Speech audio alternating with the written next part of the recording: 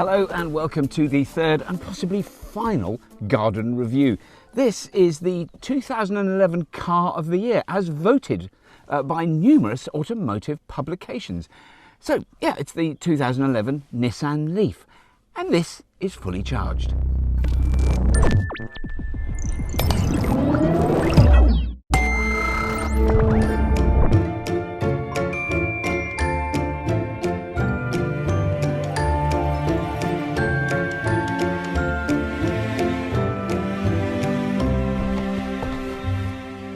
Now, I've had this car from new. This was imported, excuse me, in 2011 from Japan. This was made in Japan, in Nissan's main factory in Japan.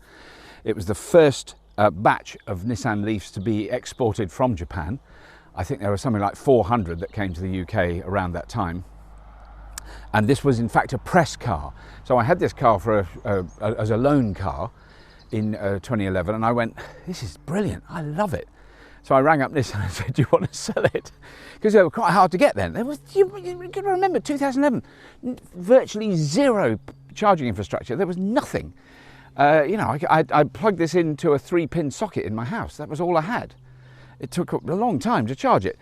So that, right back then, this really was an exceptional machine. And it was, this was the thing that convinced me that my daft notion that electric cars might become a genuine challenge to the internal combustion engine within my lifetime. This was the car that convinced me I might not be quite as idiotically stupid as would appear at the time.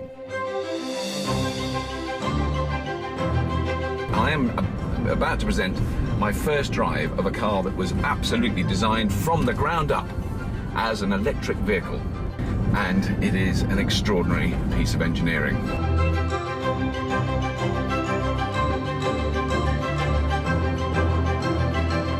Oh, it just started moving.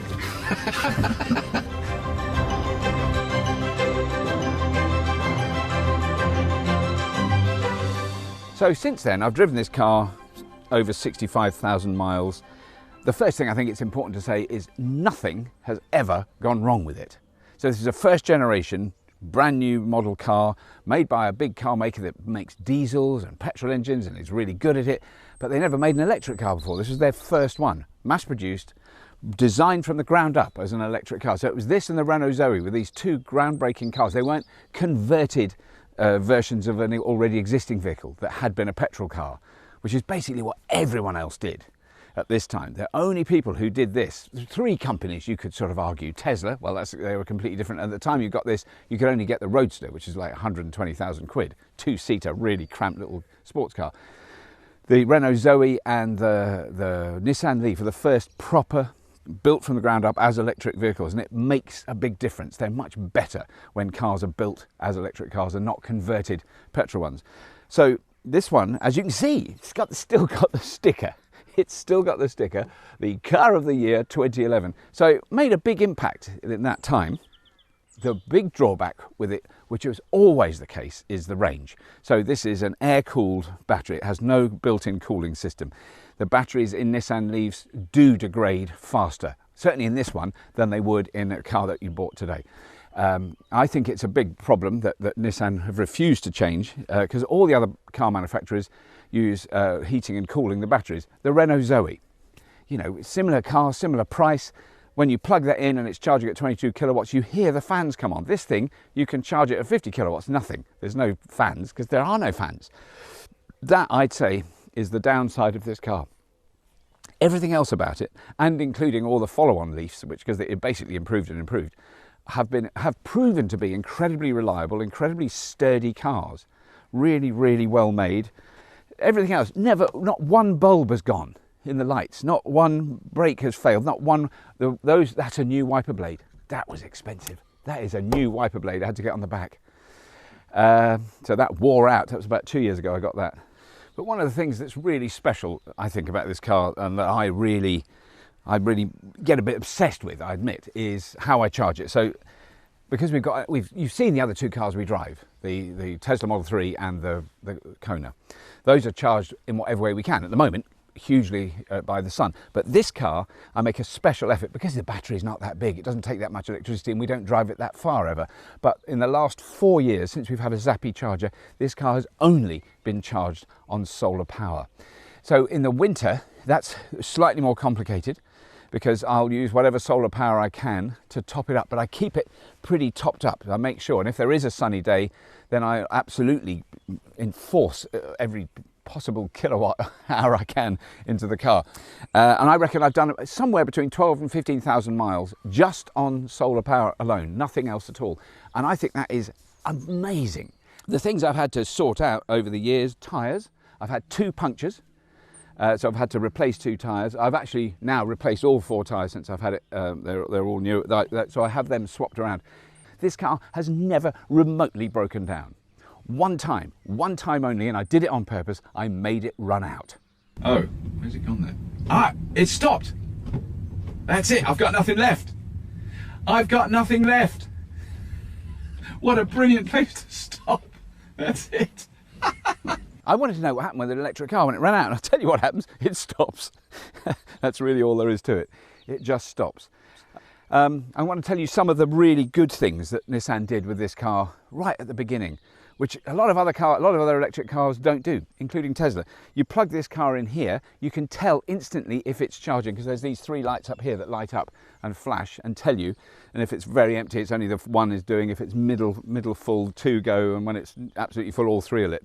That is really useful because you can see from outside. You don't have to go in and check on the dashboard to see if it's really plugged in, because particularly when you first use electric cars, you're never sure of those things.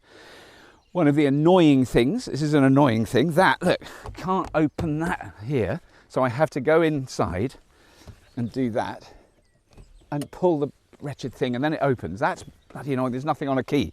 Later models of Nissan Leafs, you had a key and it would go zzz. And the first year I had it, I always opened the bonnet because the 2 catches are right next to each other. Kind of annoying. But this has CHAdeMO 50 kilowatt charging and Type 1. So it's a smaller connector. Just so annoying. So you can't use a standard Type 2 cable. I've got a Type 2 to Type 1 cable.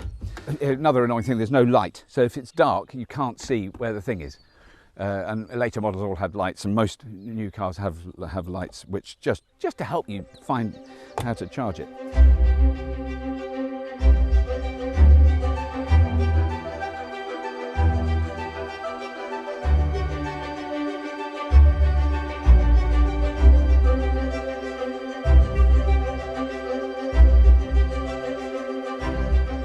That is a new battery there, a 12-volt battery for the ignition system. So for the wipers, the lights, all that stuff, all run off a standard 12-volt battery, which is trickle charged by a little solar panel on the back roof. So cute.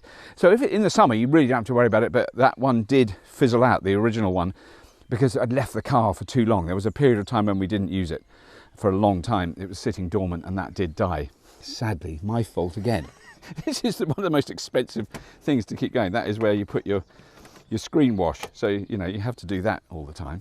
When I fill that up, it costs about £1.25 to fill it up with screen wash and water. That's like 120 miles easily in this car, if not more, if I was buying the electricity, which I'm not. So that's one of the most expensive parts of the car.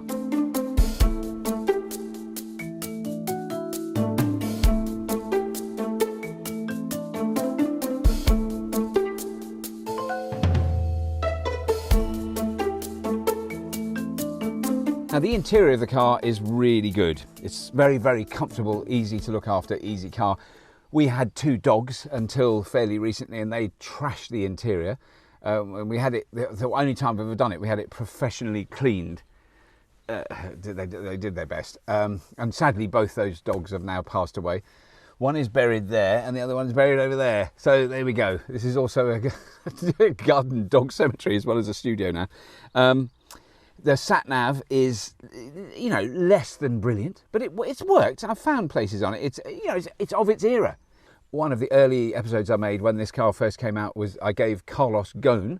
You may have heard of him more recently because he was in a bit of trouble in Japan. Then they packed him in a music case and smuggled him out of the country to the Lebanon. I mean, what an amazing story. Someone's got to make a movie about that.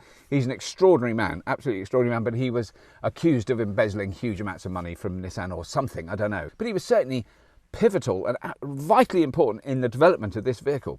What's interesting about the battery is that when I joined Nissan in 1999, at the beginning of the restructuring and the reorganization of the company, I reviewed all the research programs that Nissan was going on, and in fact we dropped and we cut about 50% of them because they were leading nowhere. One of the programs I kept was the research on batteries. Nissan was already advanced in terms of battery research, and in 1999 I had no clue where it would lead us, but I say, oh, this idea has the potential, we never know. We kept it and we developed it, and when we decided in 2006, 2007 to launch electric car, this was mainly because the development on the battery technology. That had happened within Nissan. Exactly, it happened within Nissan. But the idea of saying, can we reestablish the electric car as one of the mainstream technology of the automotive industry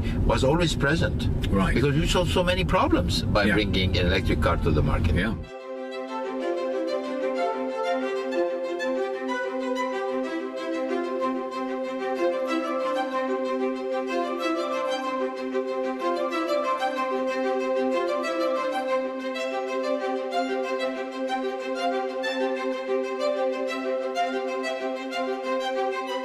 So, okay, because it's all to do with the range. It's all about range, this car. It always has been, all about range. So, when this car came out new, it had a 24 kilowatt hour battery. The range, when it was brand new, if you drove it really carefully, you would get sort of between 80 and 95 miles, depending on the time of year and how you drove it. It was very much dependent on that. That range did drop, there's no question about it. I've now lost 2 battery bars on this car. And here's one of the things I learnt when it was serviced and when they analysed the battery. So rapid charging, which early on was, you know, a lot of people said, oh, if you rapid charge the batteries, it's going to damage it and it's going to decrease its capacity and decrease the range. Absolutely untrue. It doesn't damage it at all. If anything, it's good for the thing. What is really, really bad, which we did definitely a lot for the first 2 years we had it. The car's in the garage, it's plugged in, it's full. It's charged overnight, you unplug it, you drive it down the shop 4 miles, drive it back another 4 miles, 8 miles, plug it in again. No, not especially not this age car. The battery management did not deal with that well. So we were topping up an almost full battery. It was at like 97% and we'd be filling it again. That is really bad for it. That's what damaged it, not rapid charging or not the number of charges we ddid. From when it was empty, it's fine to plug it in when it's empty, it's very sensible, but not when it's nearly full. And it was the kind of habit of when the car's in the garage, you plug it in, particularly when it's got more limited range. So now it's about 55 miles in the summer, 45 in the winter. I'm not arguing in any way that is acceptable. It really isn't. But weirdly, it is still usable because actually we've got shops that are 7 or 8 miles away. So it's 14, 15 miles there and back. The car does it easy, doesn't it? You know, it's not a problem.